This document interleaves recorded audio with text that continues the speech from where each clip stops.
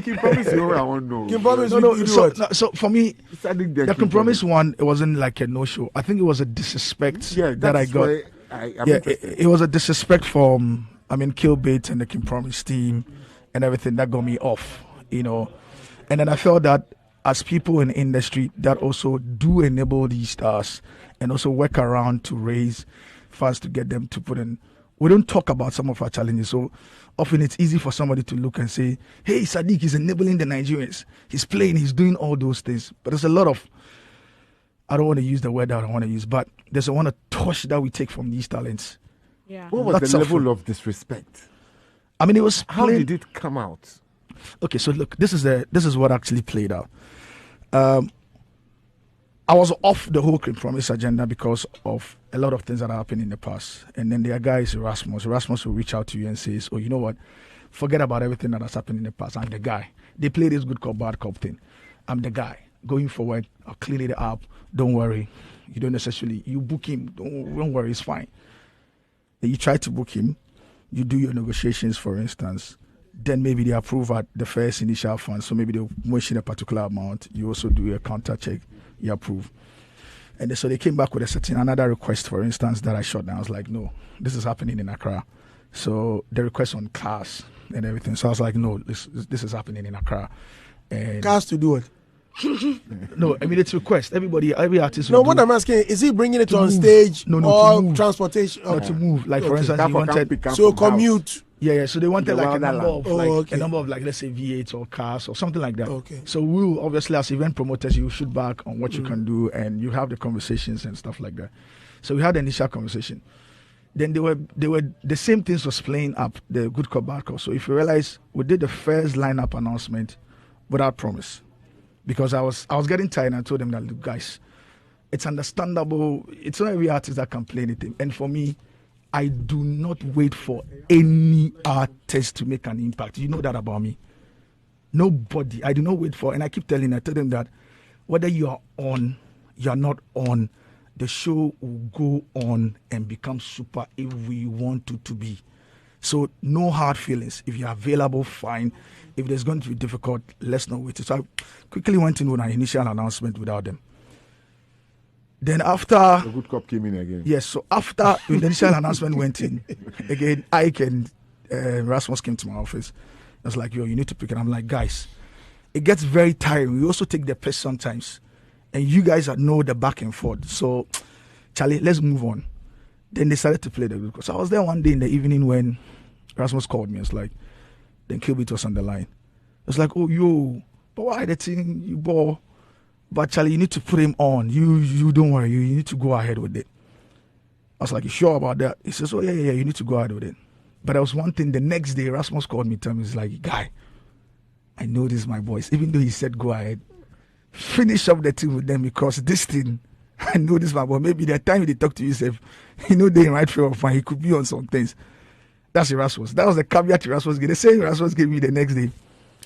So when we picked it up and says, okay, Charlie, I told the team that, okay, well, promise is on. Again, we need to move. Killbeatz has given the others that we should go, but he's asked that we close it off with the Corpse guy.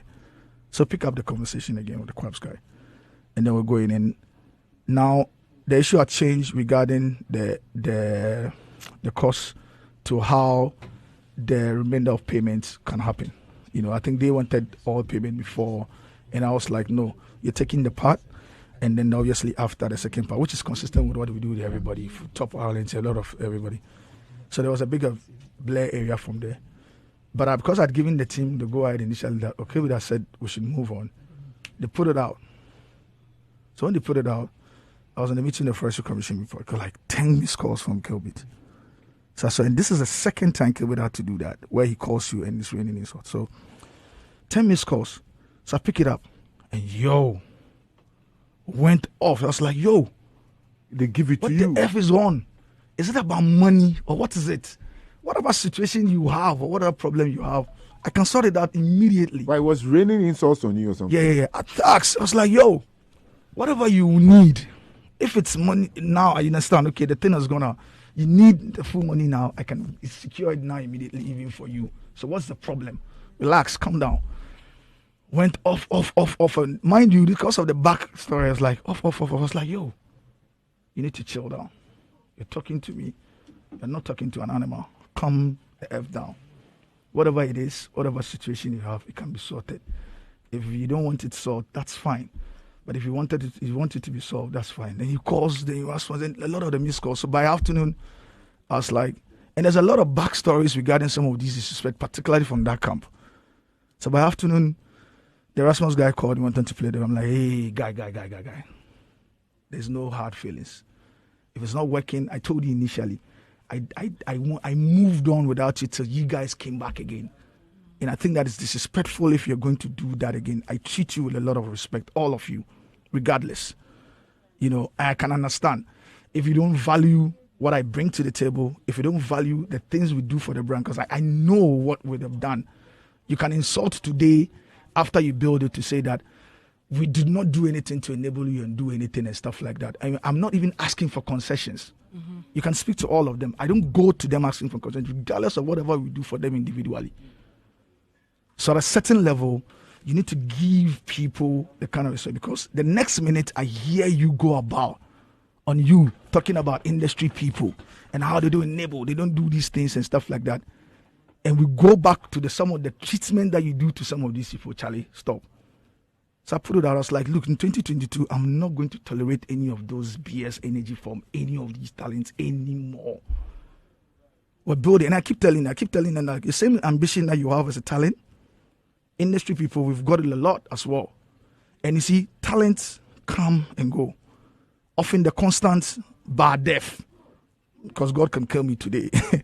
You know, as industry people, we need to respect each other and understand the value we have for each other.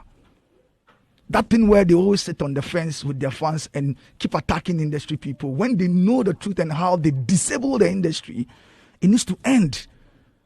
And I said to them, at 2022, we're going to do it. You want to go international?